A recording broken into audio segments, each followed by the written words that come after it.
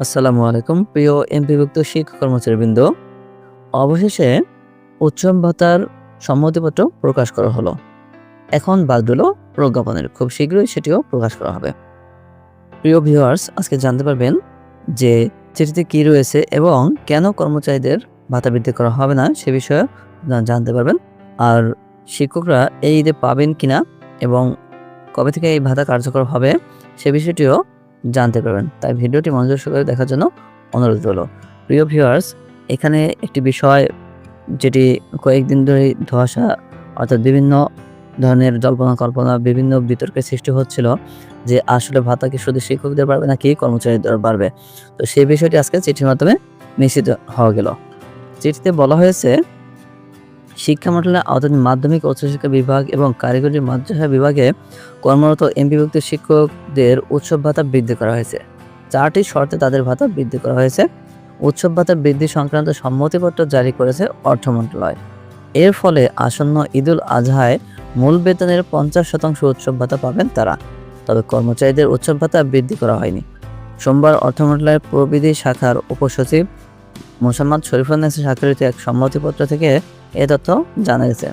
সম্মতিপত্রে বলা হয়েছে, মাধ্যমিক উচ্চশিক্ষা বিভাগ এবং কারিগরি মাদ্রাসা বিভাগ এর আওতাধীন বেসরকারি শিক্ষা প্রতিষ্ঠানে কর্মরত এমপিভুক্ত শিক্ষকদের উৎসব ভাতা নিম্নোক্ত শর্তাদি পালন সাপেক্ষে সরকারি অংশের 1 মাসের মূল বেতনের 25% হতে বৃদ্ধি করে 50% নির্ধারণ করা হলো। শর্তে বলা হয়েছে, এ ভাতা প্রদানের ক্ষেত্রে যাবতীয় আর্থিক বিধিবিধান যথাযথভাবে অবশ্যই অনুসরণ করতে হবে।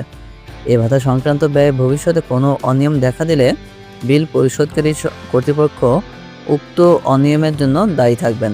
প্রশাসনিক মন্ত্রণালয় কর্তৃক আদেশ জারির তারিখ হতে এ ভাতা কার্যকর হবে এবং প্রশাসনিক মন্ত্রণালয় কর্তৃক জিও জারি করে জিওর 4 কপি অর্থ বিভাগে পৃষ্ঠাঙ্কনের নিমিত্তে প্রেরণ করতে হবে।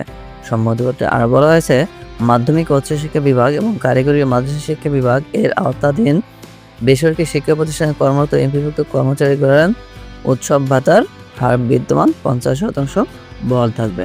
তো এখানে কারণ হিসেবে বলা হয়েছে যে কর্মচারীদের আগামী বাজেট অর্থাৎ 2025-26 অর্থ বছরে কোনো বাজেট রাখা হয়নি।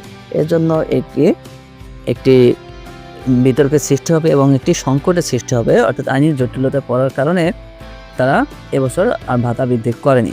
অর্থাৎ 2025-26 অর্থ বছরেও কর্মচারীদের ভাতা বৃদ্ধি পাবে না।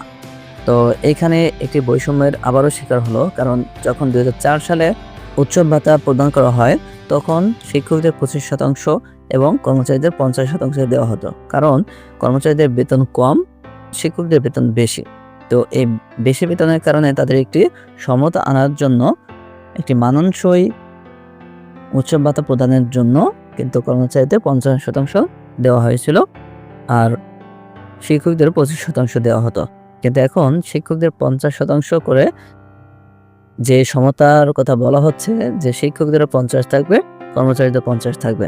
কিন্তু এই 50% ভাতায় বর্তমান বাজারে কি হবে বা তারা এদের কি করবেন এটি কর্তৃপক্ষে একটি ভেবে দেখবেন।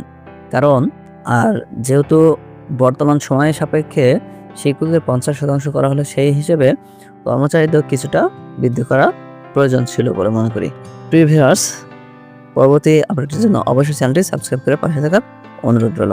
সবাই ভালো থাকবেন, সুস্থ থাকবেন। সবার জন্য রইল অসংখ্য শুভকামনা। আল্লাহ হাফেজ।